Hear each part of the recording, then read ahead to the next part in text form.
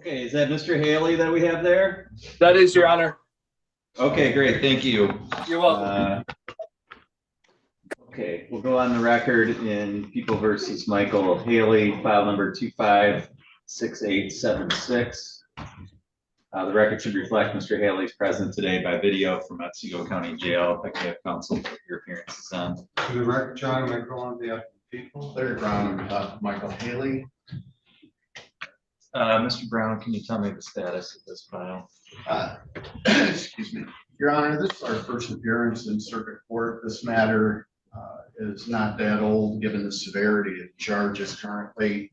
I'm still discussing a few things with Mr. Haley. I'm going to be working with Mr. Rolla as well, seeing if we can come to some sort of a possible resolution. And on top of that, I just got more discovery material in today, so that is still coming in slowly. I am going to ask for an adjournment. Okay.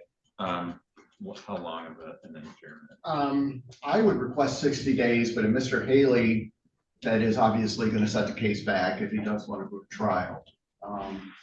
But that would be my personal request. Have you talked to Mr. Haley? I told him about the adjournment. I don't think I really mentioned how long I would be requesting. Okay. Mr. Rolla. We don't have any objection to the adjournment. In addition to the information defense counsel placed on the record, back on August 11th, not that long ago, we again made inquiries as to the death certificates and appropriate information. We were told that that still was not yet ready, that there was some autopsy information, which we're going to be required to provide to defense by discovery, that we still haven't even got yet. And it may take another 2 months before we have it, Judge. So for those reasons alone, people would have no objection to an adjournment, provided, of course, the defense defendant agrees to it. All right, Mr. Haley, have you been able to hear everything that we've said here? Yes, Your Honor. All right, and your attorney's asking the court to adjourn this hearing out for 60 days so that he can gather some more information and further discuss the case with you. Do you have any objection to that? No, Your Honor. Okay. All right, so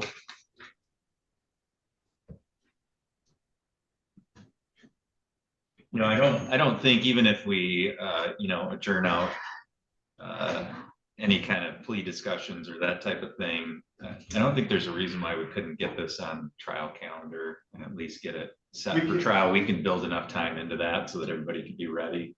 And I would advise the court, if in this particular matter, if it's going to go to trial, we're talking about probably, I'm going to count the number of days.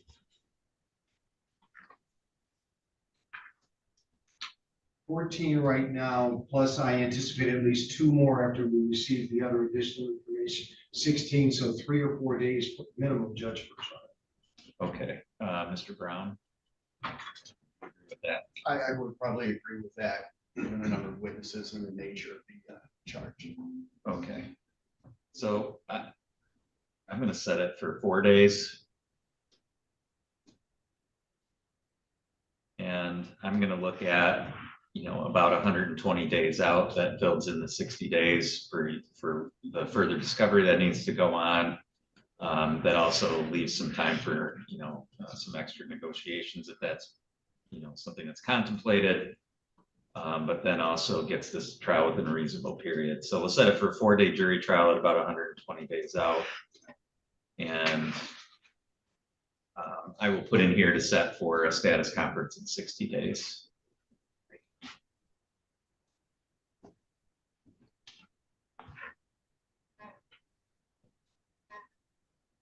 And a final status conference on the motion date prior to the trial date.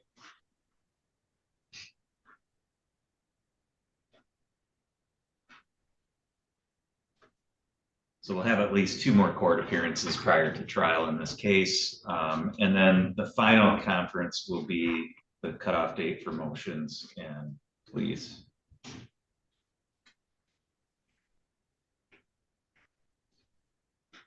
Mr. Rolla, anything further from your side today?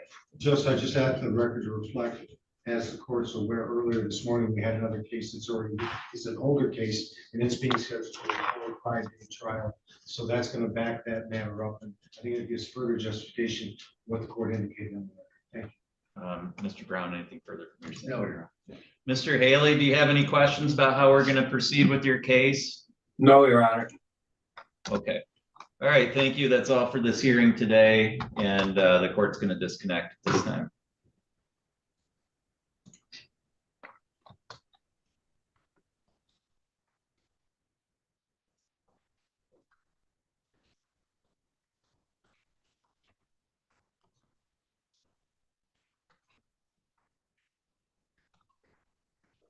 All right, and Mr. Miller's case is next. I just have to grab something out of chambers real quick on that.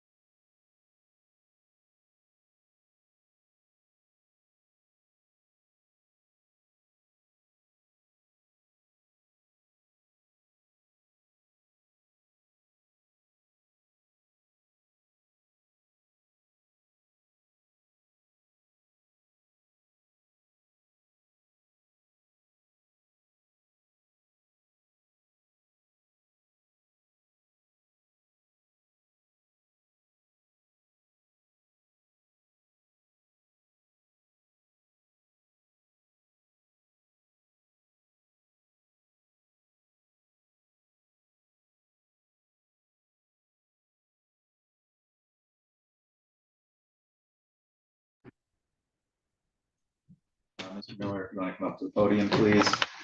We'll go on the record in People versus Jared Miller, file number 256837. The record should reflect Mr. Miller's presence in the courtroom. If I could have counsel put your appearances on. Record, Your Honor, my phone has people.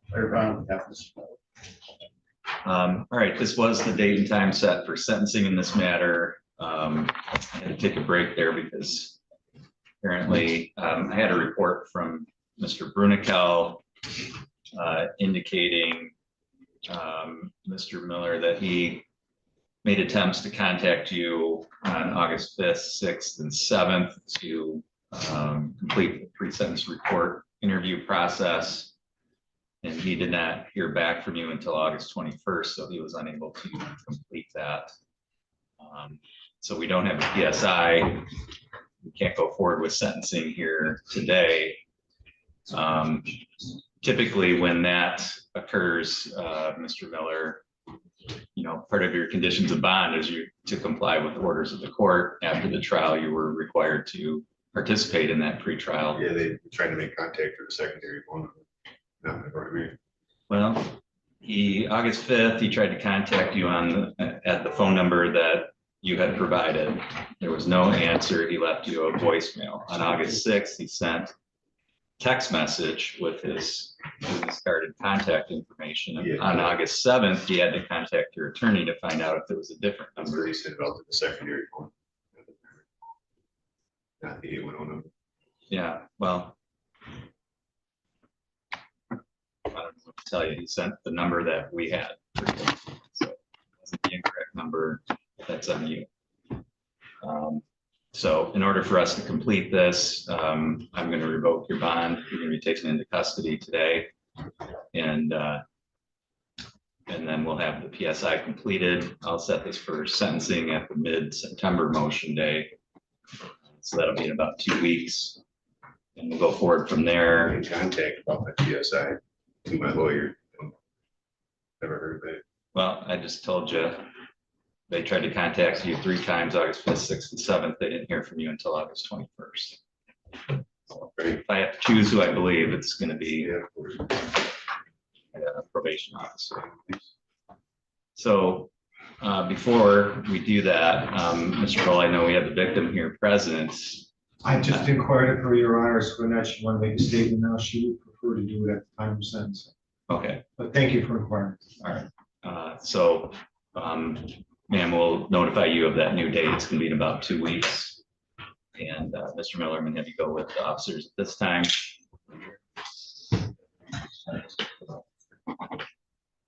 Our next hearing is set for 2:30, so we'll be in recess until that time.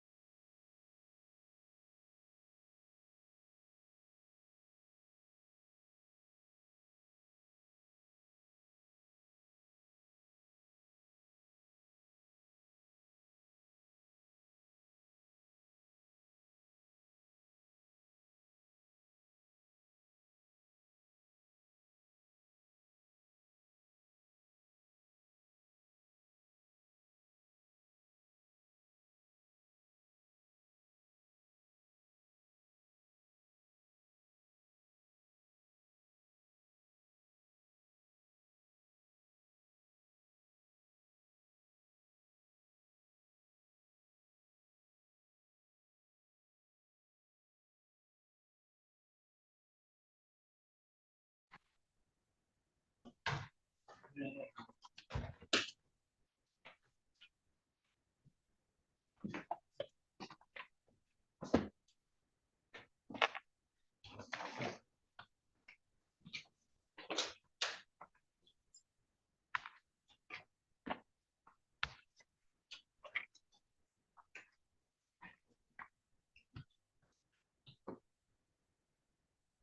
right, Mr. Baird, are you able to hear me okay? I can.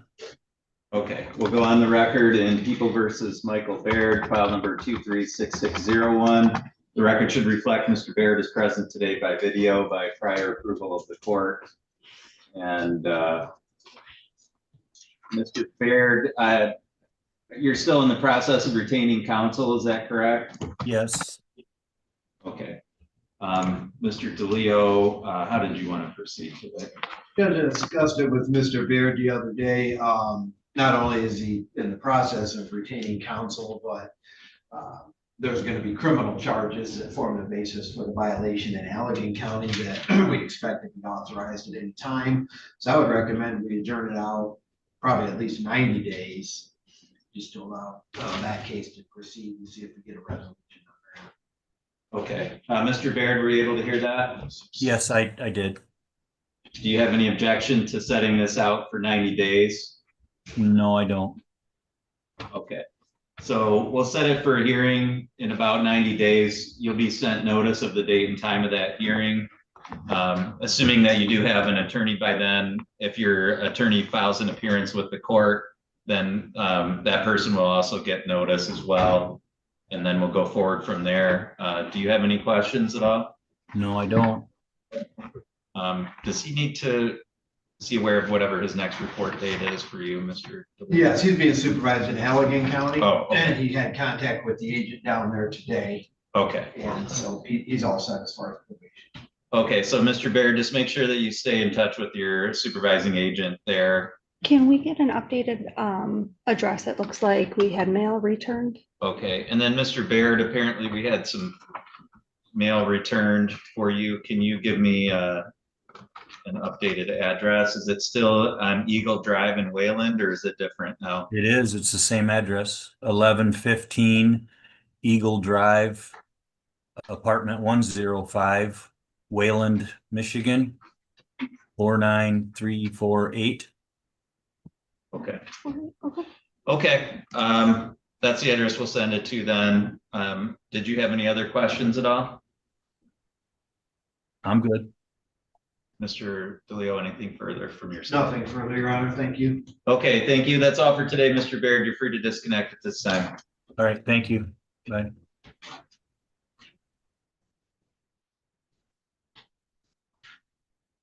Okay, next matter is at 2:30. We'll be back in the record.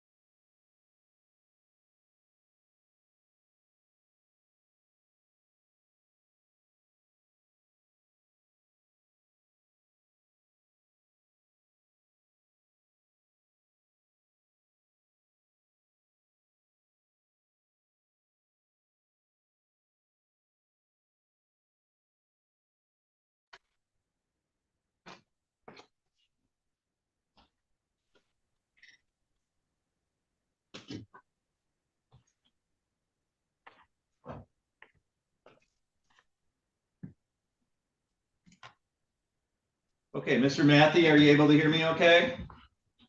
Yes, Your Honor. Okay. And looks like we have Mrs. Skalgera connected, so we'll go on the record in People versus Jonathan Matthew, file number 205947. The record should reflect Mr. Matthews present today by video from Department of Corrections. His counsel, Ms. Skalgera, is present by Zoom video. Mr. Rolo is present here in the courtroom. We're on the record today for a final status conference in this case. We do have trial scheduled to begin on September 22nd. So this would be the plea cutoff date. Ms. Skalgera, have you had an opportunity to speak with your client and discuss any plea offers? Yes, Your Honor. And Mr. Matthew continues to reject the plea offers offered by the prosecution.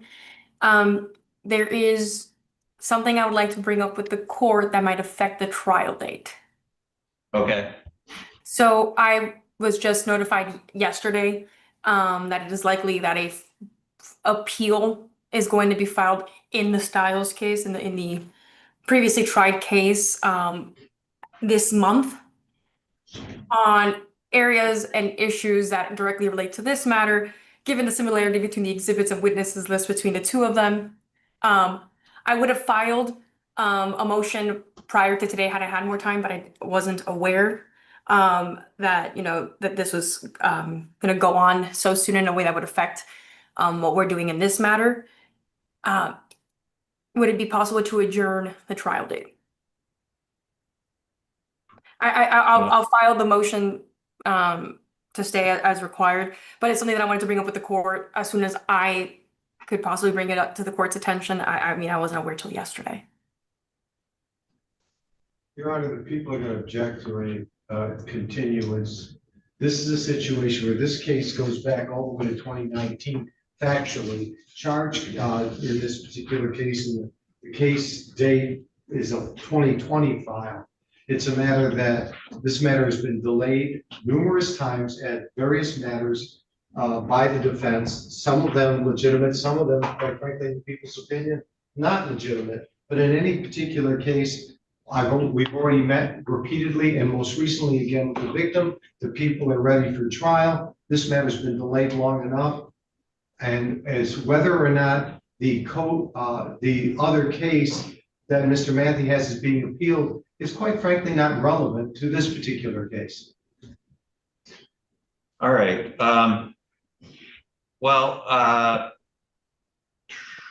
So I guess, Ms. Skalgera, this is what I would say, and I understand that you recently learned of the potential grounds for a request for adjournment in this case. But I think the timing of it is less of a concern to me than the basis of it, which is Mr. Matthews appealing certain aspects of his conviction in that other case. While there are some overlapping issues, obviously, from an evidentiary standpoint, I'm not convinced that whatever does or doesn't happen with regard to an appeal in the other case is necessarily going to affect this case. I also think that Mr. Rolo raises an excellent point. The case is already way past due. A lot of that is the fault of no one because of COVID. So I'm not attributing the delay entirely to the defendant, certainly not to the people. The court has previously ruled on a motion with regard to speedy trial rights because of the delay occasioned by COVID. I think it's at this point, given when Mr. Matthews' conviction occurred in the other file, given that he's had more than adequate opportunity, he or his appellate counsel, to advise you of grounds for potential adjournment here, to adjourn this now a little over 2 weeks from the trial date, when the people have all their witnesses ready to go. Given the nature of the charges in this case, and I think the effect on the victim of further adjournments. I think all of those are reasons why the court would deny any kind of motion to adjourn at this stage. So whether you had had an opportunity to file it in writing or whether it's a verbal motion raised here today on the record, the court's going to deny any motion to adjourn the trial.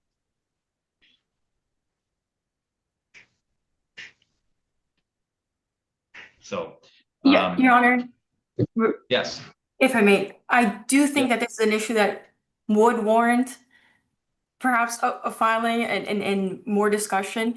I attempted to reach out to counsel, the appointed counsel. She did not receive the transcripts from the trial till this last week. It's just, I don't think that I understand the prosecution's position that this is all just defense delay, but this is not being done with a sense of delay. This is being done in good faith pursuant to MCR 6.126 and MCR 7.205 F3.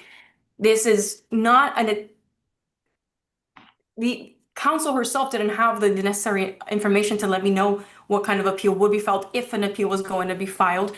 I do think that, again, this does require, if anything, more proper briefing, because looking at the exhibit list and the witness list, I mean,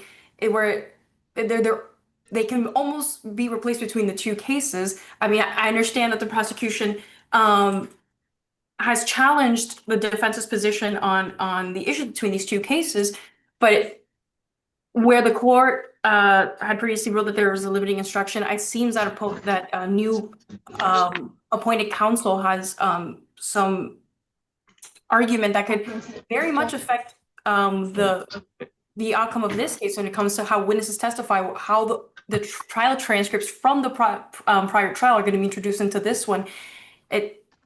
Again, I would ask for the opportunity to file a motion, because I don't think it's so cut and dry, and I understand that we're over the time limits as we were in that previous case.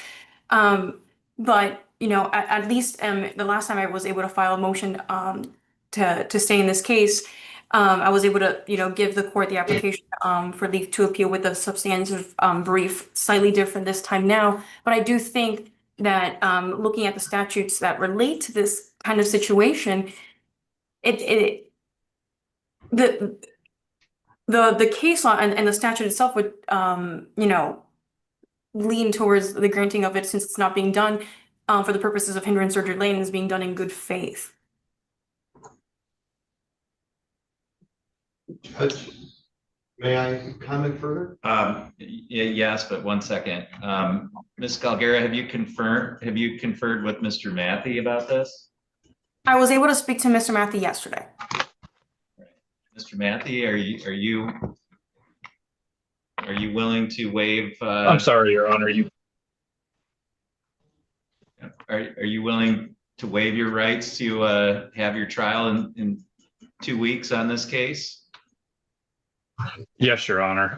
I was able to speak to Ms. Galgara yesterday. That is the first opportunity we've had to speak since this incarceration regarding the matter. Okay. I'm not saying I'm granting it.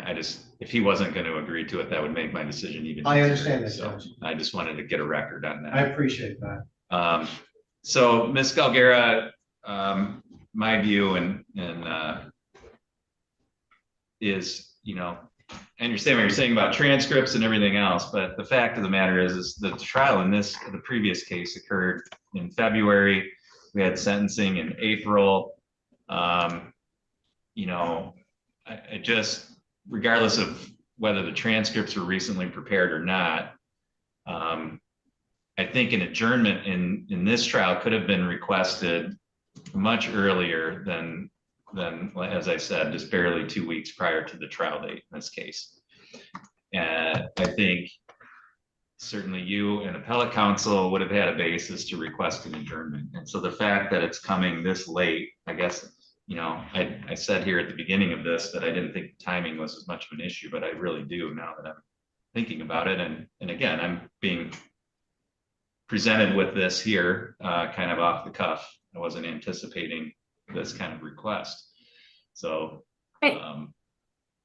I'm thinking about this as we're going along here too. And So my ultimate conclusion is this, Ms. Calgary, if you want to file a motion in writing, you're free to file that. I can tell you, unless there's some kind of bombshell in that motion, my impression right now, as I'm sitting here, based on the timing and the other reasons I've indicated, is I'm not inclined to grant a motion to adjourn. But I will give you the opportunity to file a motion. Mr. Roll, I'll give you an opportunity to respond, but I think all parties ought to be gearing up and be ready to go to trial on September 22nd, because again, as I sit here now, it's highly unlikely I'm going to adjourn this trial. Mr. Roll, anything further that you want to say? Yes, Your Honor, thank you. Following up on the court's comments for timing, I would remind the court that that's the very same argument people made back in 2021 when Mr. Matthews' case was supposed to go to trial. If you recall, this matter languished in the Court of Appeals for quite some time on an argument of a denial of speedy trial due to a basis of COVID.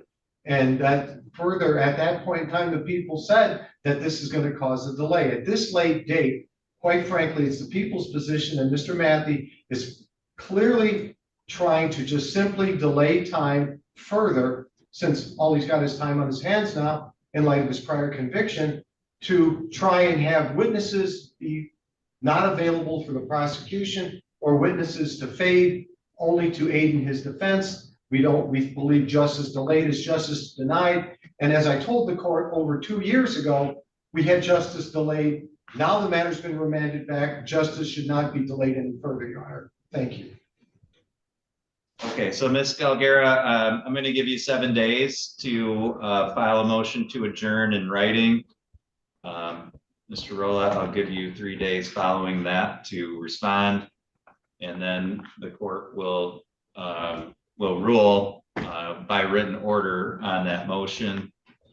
But again, I think all parties ought to be going forward from today with the idea that we're proceeding with trial on the morning of September 22nd. Understood, Your Honor. And one final question. Just to make sure that I don't miss anything in my motion, everything. Never mind, Your Honor, I'll figure it out on my own. Thank you. Okay. All right, Mr. Rolla, anything further that we need to address from your side? Not in this matter. Thank you, Judge. Ms. Calgara, anything further we need to address from your side? Not this time, Your Honor. Okay, so based on the timeline that I've indicated, the court will rule by written order on the motion to adjourn. If the court grants the motion, I'll set it for a status conference and I'll put that in the order. If the court denies the motion, then we won't have any further hearings and we'll be ready to proceed to trial on the 22nd. Mr. Rolla, have you already written Mr. Matthews? All the subpoenas have been done, all the writs have been done, Judge, and I've been meeting with the victims of this particular victim and other witnesses in this matter, most recently as of yesterday afternoon. And Ms. Calgara, if the trial does go forward, are you going to be able to make arrangements for appropriate clothing for Mr. Matthews?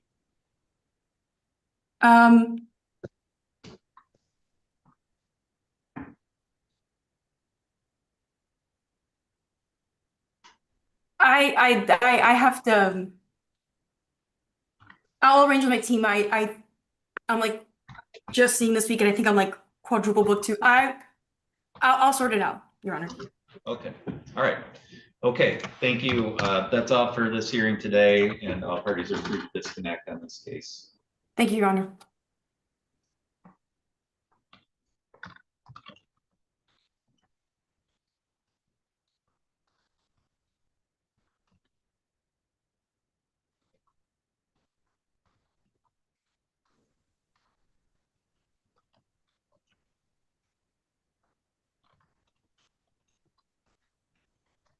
Mr. Kapp, are you able to hear me okay?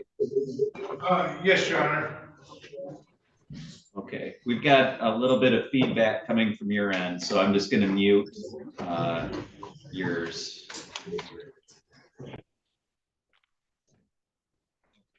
Ms. McCann, can you unmute, please? Yes, good afternoon, Your Honor. All right, good afternoon. So we're on the record now in People versus PAP. This is file number 236564. The record should reflect Mr. PAP is present today by video from Department of Corrections. We have Ms. McCann on behalf of Mr. PAP here present by Zoom video. Mr. Roll is present here in the courtroom. This is a motion for a Ginther hearing or to grant a new trial.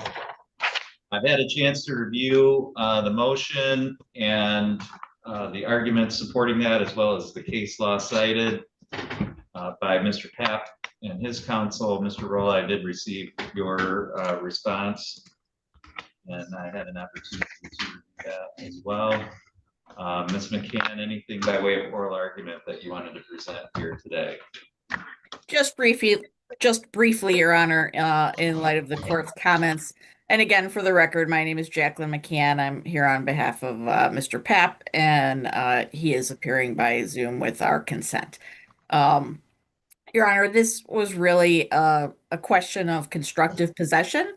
And we believe that the errors that we outlined in issue 1, particularly as to not calling Ms. Daniels, left that an unfair contest for Mr. Papp, that he wasn't able to show the jury that he was not in constructive possession of the weapon.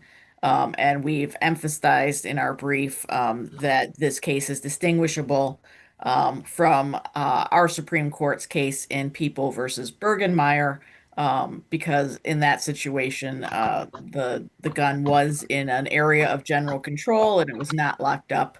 And so we don't have that here. We have very specific precautions taken by Ms. Daniels, so that the gun was not available or able to be controlled by Mr. Papp when he was home.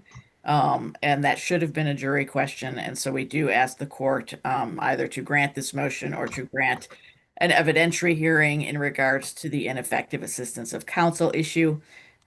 We did acknowledge in our brief, Your Honor, as I'm sure you saw, that our remaining 2 issues are more law reform issues that we're preserving here, and hope to get a favorable ruling in the appellate courts on those. Sure. I did have a question on one of those arguments, though, just for clarification on my part. Sure. The argument regarding the Second Amendment, is that argument go towards Ms. Daniels or anyone else who might want to reside with Mr. Papp, an infringement on their ability to possess firearms because he can't be in a home where those are, so presumably they're restricted from exercising their rights under the Second Amendment, or is it more from Mr. Papp's point of view, where he's prevented from living with people who have the right to lawful gun ownership? I just wanted some clarification on that. I don't think that it has to be one or the other, Your Honor. As you pointed out, the rights of Ms. Daniels to live in a home protected by a firearm, I think, can be asserted in Mr. Papp's appeal in the same way that, say, a Batson issue, where the defendant gets to assert the jurors' rights, and then separately that Mr. Papp has his own Second Amendment rights and other constitutional rights not to be prevented from living in a home and cohabitating with somebody who has a firearm. Okay, all right, thank you, Mr. Rolla. Briefly, Judge, we'll deal with that last item first. Our Michigan courts have already ruled on this issue. In fact, as I indicated in my brief, those decisions are binding upon this court. The decisions cited by the other side, I understand they want a change in the law, but again, that's not the decision for this court to make. I understand they're preserving it for the record, and that's fine, but that doesn't affect, quite frankly, this court's decision. And I apologize, Your Honor, for bringing back what I'm sure is probably a clear and painful memory for the court. And again, appellate counsel is at a disadvantage because they were not present at Mr. Papp's jury trial, as you and I were, when the issue came up regarding the alleged weapon having a trigger lock in it and not being accessible to Mr. Papp. As the court, I'm sure, will recall, and as I cited in my brief between pages, I believe, 119 at line 14 and 123, line 16 or 17. It's a situation where, although there was a trigger lock device attached to the weapon in question, when Deputy Steve Singer was on the witness stand, he testified, as did other people, that that trigger lock device, because it had been improperly installed, did not prevent the weapon from being fired. And I'm sure the court will recall the instances when Deputy Singer was examining said weapon, which was marked as an exhibit for the people, that the weapon was dropped and we had live ammunition bouncing around the courtroom floor in front of the jury. I distinctively recall the court's physical response at that time. I've since had an opportunity, obviously, of course, to go back and look at the video of that, and it's unfortunate that it occurred, but the whole point is that that weapon, as testified to by numerous witnesses in the prosecution's case, was not locked up. It was sitting on top in the master bedroom that the defendant shared with the actual gun owner, and it had a trigger lock device that did not prevent the weapon from being fired, as was testified to and demonstrated to by Deputy Singer. The arguments to the contrary are factually inaccurate and legally distinguishable as laid out in the people's brief. The motion should be denied. Thank you, Your Honor. All right, thank you. Ms. McCann, it's your motion. I'll give you the last word. Any response that you wanted to make? Well, Your Honor, I believe that the statutes also involve an intent element. They're not strict liability, and so while I respect the prosecutor's arguments in that regard, I think they don't foreclose relief. And beyond that, I would rely on the briefs. All right, thank you. So again, I did have a chance to review the briefs. The arguments of counsel of both sides here today on the record have been consistent with their arguments that they set forth in writing. In my view, the defendant raises 5 different potential bases here. The first 3 all involve ineffective assistance of counsel. And so in order for the court to find that there was ineffective assistance of counsel or to order an evidentiary hearing into that, the court has to have a basis to find, first of all, that trial counsel's performance was below an objective standard of reasonableness under professional norms, and that there's a reasonable probability that if not for those errors, the result would have been different. And the result that did occur was fundamentally unfair or unreliable. Effective assistance of counsel is presumed, and the defendant bears the burden of showing that the trial counsel was ineffective. In terms of matters of trial strategy, the court is not to substitute its judgment for that of counsel, or to, for lack of a better term, Monday morning quarterback strategic decisions made by a trial counsel. And so the court has to give a great degree of deference to that, including the decisions of whether or not to call witnesses in particular are matters of trial strategy generally that shouldn't be second guessed by courts unless, again, they're clearly result in a ineffective assistance. So the first basis, of course, is the failure to call Ms. Daniels to testify. And certainly she could have testified to some of the things raised by defendant in their brief. However, I think it was clear from the testimony of this incident in general and Ms. Daniels' own record that she's an individual that's highly excitable. And I think the officers in this case all testified that she was very difficult to deal with. And I think that's kind of a fact that's generally known. And so I think it's well within trial counsel's view that Ms. Daniels, while she could have provided some helpful testimony, that her demeanor, her behavior and so forth in court or on the witness stand could certainly have been negative to the point that it hurt Mr. Papp's case. And so I think the fact that trial counsel chose not to call her was a reasonable decision given Ms. Daniels' behavior. So I think it's very possible that trial counsel very reasonably could have concluded that while she could have provided some helpful testimony, that overall her presence in court or her demeanor on the witness stand would have given an overall negative effect to the case. So again, the court finds that as a matter of trial strategy, that was not ineffective assistance. The second was the failure to file a motion to suppress due to a warrantless search in this case. There's a lot of argument about the basis of the search and whether the officers would have had a reasonable basis. I think for officer safety, certainly under the circumstances as it was presented to them at the time, with two individuals who were acting out and presenting a danger to the officers, I think a search of the residence for officer safety certainly could be justified. I think more than that, the officers were there to undertake an eviction. The officers were there to remove all the personal property from the home. I think the inevitable discovery doctrine would apply here, regardless of whether there was a warrant or not a warrant, regardless of whether the officers had a basis to conduct a warrantless search for their safety. I think that's an item that would have been discovered regardless, because they were there to do an eviction. They were there to remove all the personal property. That weapon would have been found as part of the eviction process. And so again, the court finds that the inevitable discovery doctrine would apply. Regardless, I think there's enough basis for trial counsel to conclude that a motion to suppress wouldn't have been successful and wasn't warranted. And so I don't find that that decision fell below an objective standard of reasonableness. Finally, the failure to object to admission of evidence of Mr.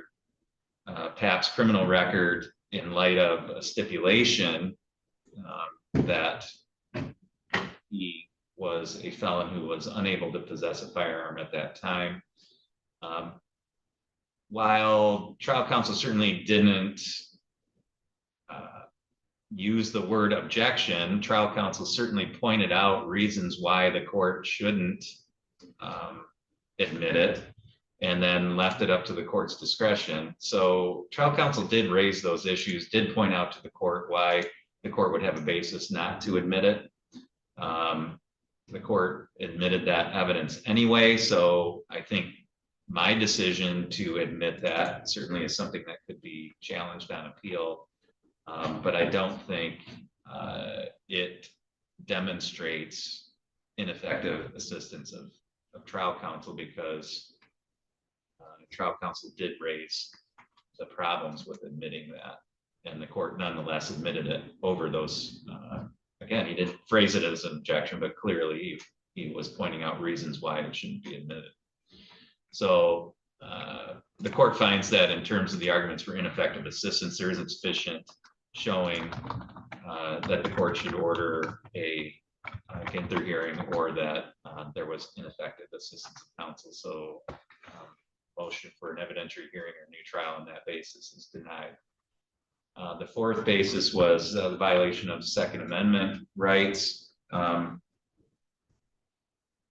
Number one, courts are to construe statutes in a way that would lead to a finding of constitutionality. Aside from that, however, in this case, I find that if there's any kind of constitutional challenge, it would be to some kind of constitutional right of association, not necessarily a right of possession of firearms, because as it relates to Ms. Daniels, she still has the right to use and possess firearms if she otherwise legally can. The only thing that's preventing her from doing that is her decision to reside with somebody who can't be around firearms. So number one, in my view, it's kind of a waiver of her Second Amendment rights to the extent they're implicated. And number two, The real effect it has is preventing her from living with those individuals, not from preventing her from exercising her Second Amendment rights. And in addition, she's not prevented from having those firearms. She's only prevented from having them in a place where the defendant would know where they're at and would have reasonable access to them. So it doesn't even fully implicate her ability to possess firearms. And the same thing goes as applied to the defendant.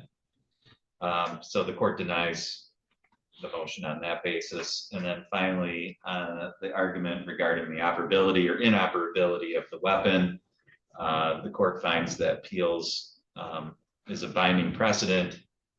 As a trial court, I'm not in a position to ignore binding precedent because I disagree with it or because the trial court feels that it's improperly decided, which is what the defendant is asking me to do, quite literally in their brief.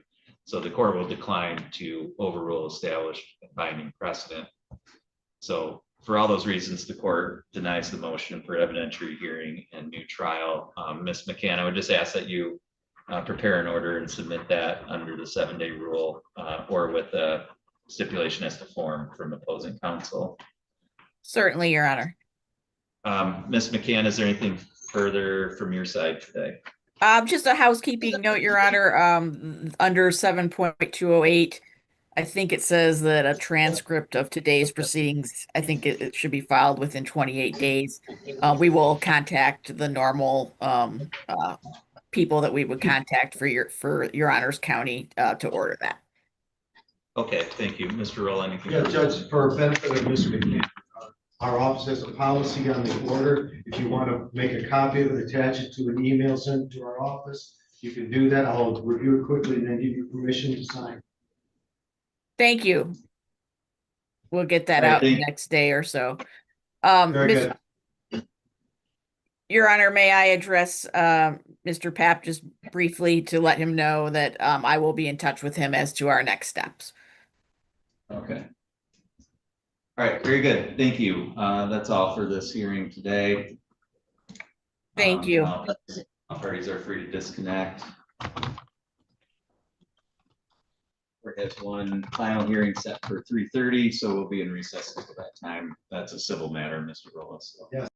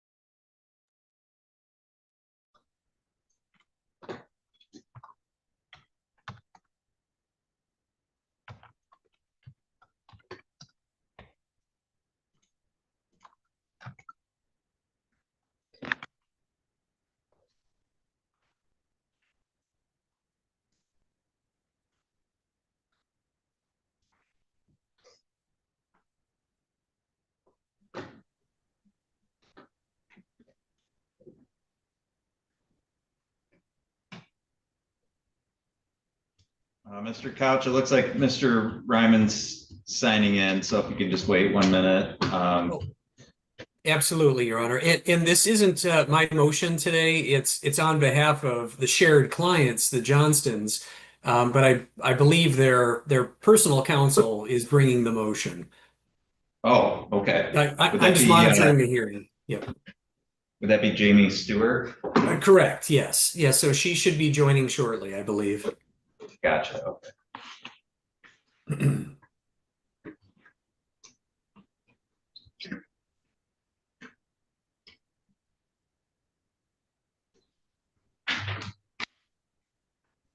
Ms. Stewart, are you appearing on behalf of the Johnstons today? Yes, I am, Your Honor. Okay. Good afternoon, Jamie. How are you? I'm doing well. How are you, David? Good. Nice to see you again. Nice to see you too. Hey, everybody.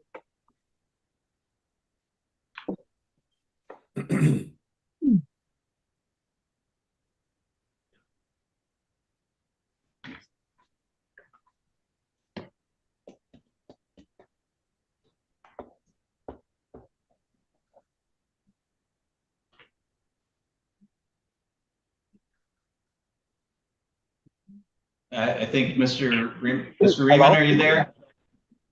Yes, I am. Okay.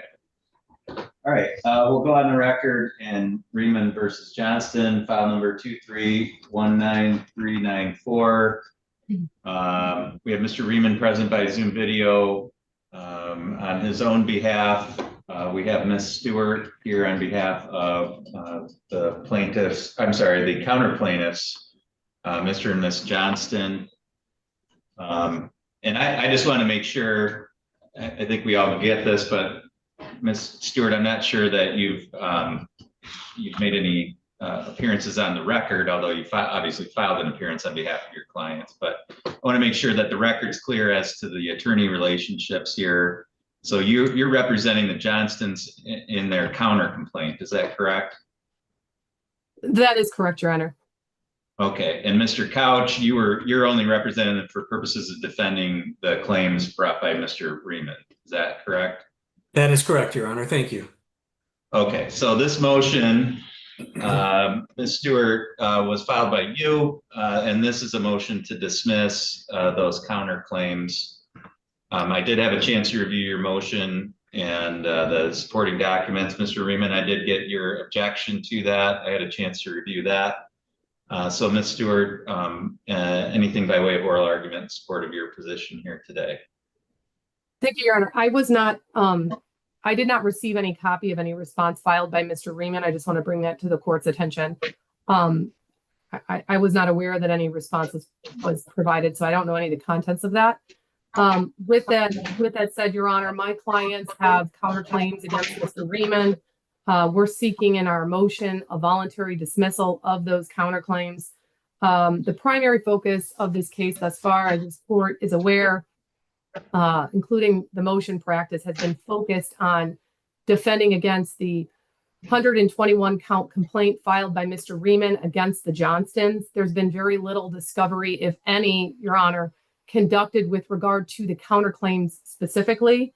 My clients sought a voluntary dismissal from Mr. Riemann, and the response from Mr. Riemann was that my clients needed to agree to what was referred to as a partial settlement agreement that would have necessitated my clients waive any claim for attorney fees arising out of claims beyond the scope of the counterclaims, which my clients were not agreeable to. That would have affected the operative claims that Mr. Riemann filed against, that has been filed against the Johnstons, that Mr. Couch is defending against.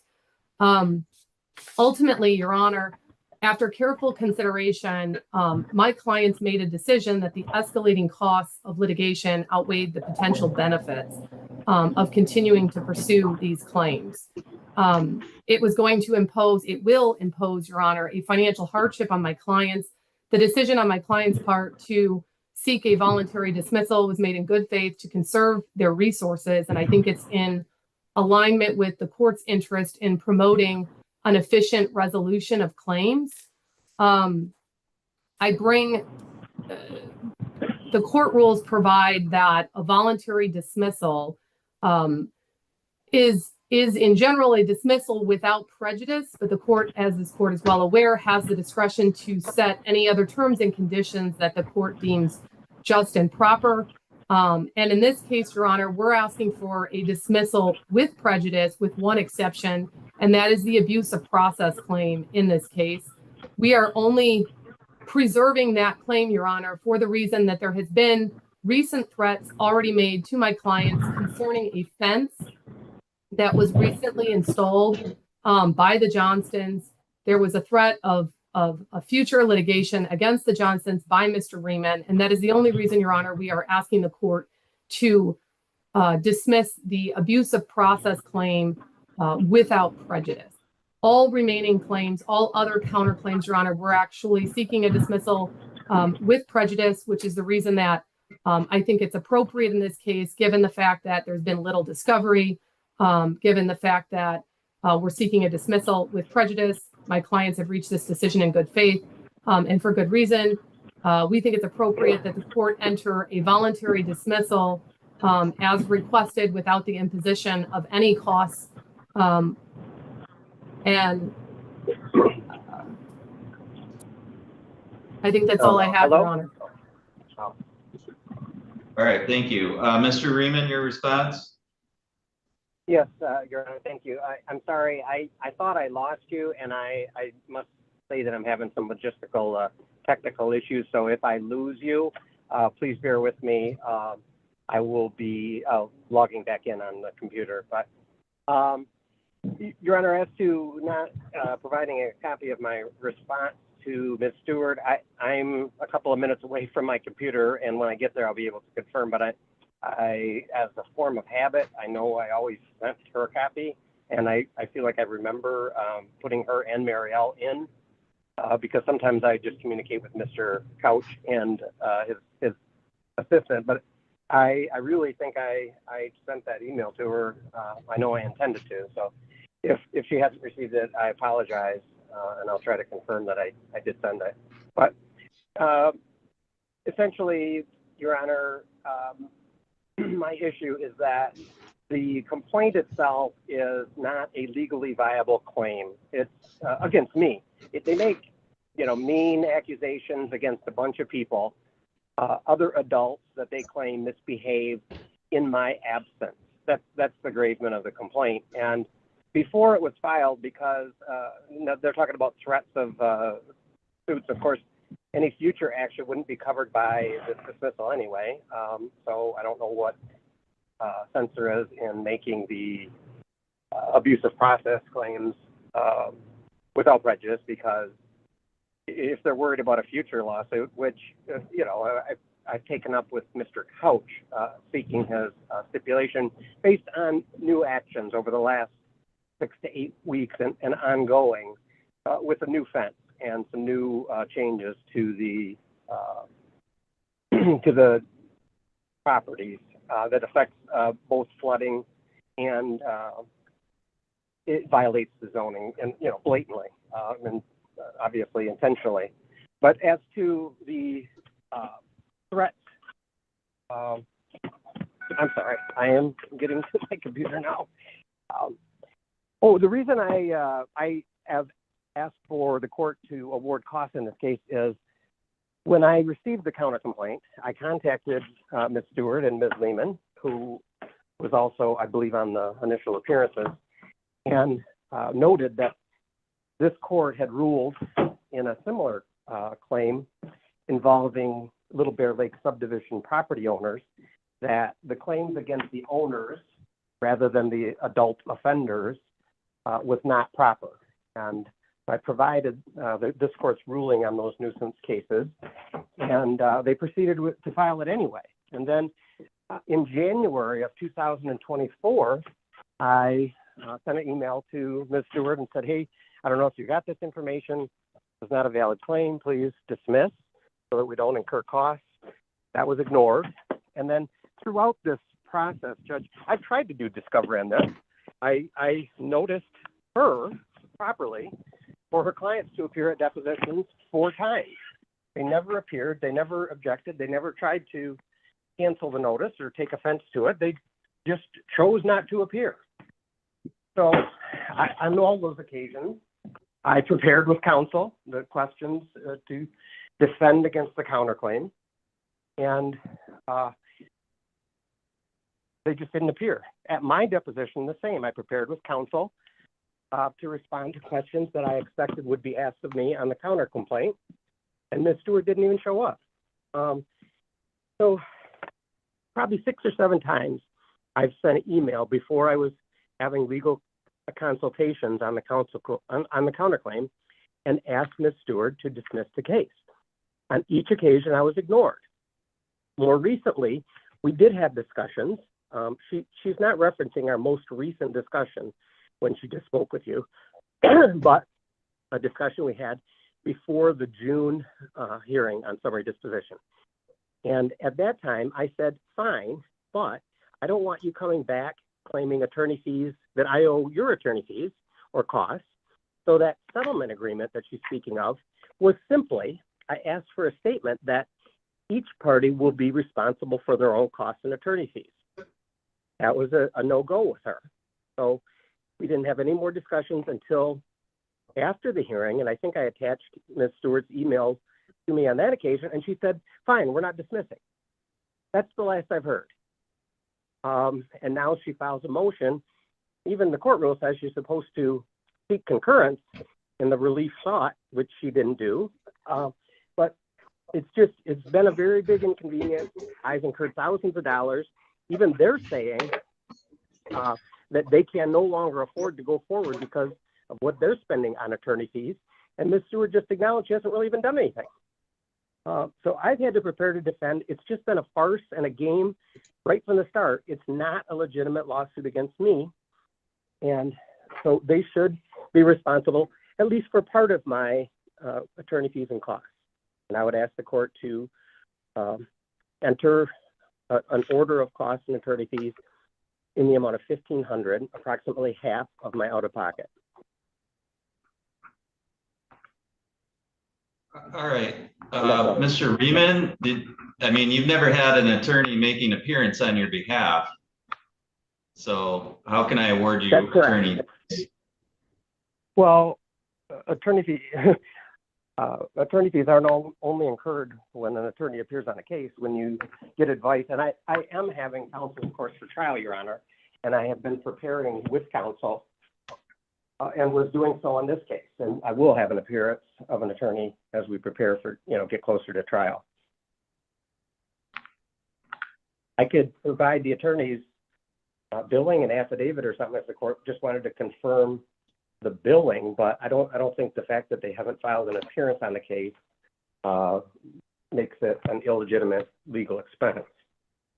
Well, the case law that I reviewed indicates that for the court to award attorney fees, there has to be an actual attorney-client relationship where the attorney's made an appearance in the case. So I'm not aware of that, Your Honor. Well, I can appreciate that you're not aware of it. I don't know whether you're aware of it or not. You're not giving me any authority. You're telling me you think that doesn't matter. Well, I'm saying I was not aware of it. So Okay. The case law is that, the case law is that there needs to be an attorney-client relationship. I have an attorney-client relationship on which I consulted wisely. And if it says it has to have an appearance before it could be, then I guess I'm out on that. But the court rule does say the court can issue the terms it believes are just. And if the court believes that I shouldn't have had to respond to this lawsuit with attorney consultations, then I think it's within the court's discretion. Okay, all right, thank you. Ms. Stewart, it's your motion. I'll give you the last word. Anything you wanted to say in response? Well, Your Honor, I don't, as an officer of this court, I heard Mr. Riemann represent that there's been 6 or 7 discussions about dismissal of the counterclaim. I don't remember any of those. I don't, without an opportunity, because I'm hearing that right now on the record, Your Honor, to go back and review whether there may have been one email or not. I just can't say, but I can say with certainty that I'm confident as an officer of this court that if Mr. Riemann and I had had 6 or 7 discussions ever about the counterclaims, that I would recall that, and I do not. Additionally, there was a reference to having discussions earlier about the merits of the counterclaim based on prior rulings of the court that Mr. Riemann says he has with me before they were filed, and then they were filed thereafter. I was not even in the case at that time, Your Honor. So those discussions would have had to have happened with other counsel, not with me. With that said, I completely disagree that there's any frivolity whatsoever with regard to the counterclaims. Those claims are, I believe, as counsel, would have been meritorious claims, Your Honor, but ultimately there's a financial hardship here that would, to pursue these cases through trial, would cost my clients so much money. And that's the reason why we're seeking a dismissal with prejudice. Or I'm sorry, without prejudice only as to the abuse of process claim, Your Honor. All right. Okay, thank you. I did review the Court Rule 2.504 governing dismissals. I think both sides have accurately cited the court rule and the basis in this case, which is the court can grant dismissal on terms which the court deems to be just and proper. Generally, unless the order provides otherwise, those dismissals are without prejudice. In this case, I don't find whether the merits of the counterclaim really have anything to do with it. I mean, of course, the counterclaimants, the Johnsons, are going to take the position that there is merit to it. And of course, Mr. Riemann, I would expect, would take the position he's taking, which is that they don't have merit. The court's never made any determinations one way or the other, because the counterclaims certainly haven't been litigated by the counter plaintiffs in this case. They haven't brought any motions that Mr. Riemann's been required to defend regarding the counterclaims. And Mr. Riemann hasn't taken any actions. He hasn't brought any motions to dismiss the counterclaims. Mr. Riemann's statements that Ms. Stewart did not appear for depositions reinforces the notion that there hasn't been really any litigation of the counterclaims, and that, as I think both parties would have to acknowledge, the litigation so far has all dealt with Mr. Riemann's claims against the Johnstons. So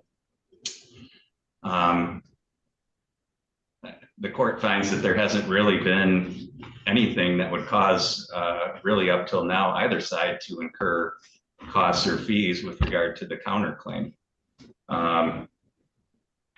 I don't think Mr. Riemann has any basis as a pro per party here to seek attorney fees when he hasn't had an attorney make any appearances on his behalf. And I'm not aware of any case law or authority otherwise that would allow the court to award attorney fees to a pro per litigant. So I don't find that any attorney fees would be appropriate either in this case. And again, the court finds that, you know, there could be any number of reasons why a plaintiff or counter plaintiff would want to dismiss claims. It doesn't necessarily mean that it doesn't have merit. They could have a perfectly reasonable decision as a strategic decision in consultation with counsel that given the potential expenditures that even if they win, the possible relief wouldn't outweigh the expense of going through the litigation. So again, I don't find that the merits one way or the other have much to do with the court's decision on a motion for dismissal. So for those reasons, the court will grant the motion. The court does not find a basis to award costs or attorney fees in this case. And the court will grant the dismissal as requested by Ms. Stewart with prejudice, with the exception of the abuse of process claim. Ms. Stewart, I'll ask that you prepare an order reflecting the ruling of the court and submit that under the 7-day rule. And Yes, Your Honor.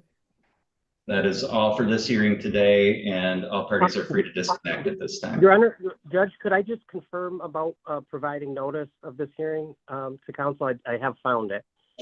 And okay, sure. I would just, thank you, Judge. I didn't want to interrupt either, but I just wanted to make sure I make a record of this. On Friday, August 29th at 4:55, I sent the court's judge's copy to Ms. O'Rourke, her email, and on that tagged was Mr. Couch and his assistant, as well as Mariel Lehman and Ms. Stewart. And I've used the same email address that I corresponded with her recently for that. And that would be the same email address that the attached exhibit was communicated with. And all those other, I said approximately 5 or 6, there were email conversations with Ms. Stewart that she didn't reply to. Maybe for some reason my emails are going to her junk. I know we've had some communication through email. Okay, thank you for making that record, and all parties are free to disconnect at this time. That also Thank you, Your concludes the afternoon docket. The court will be in recess until 9 a.m. tomorrow. Thank you, Your Honor. Thank you, Your Honor.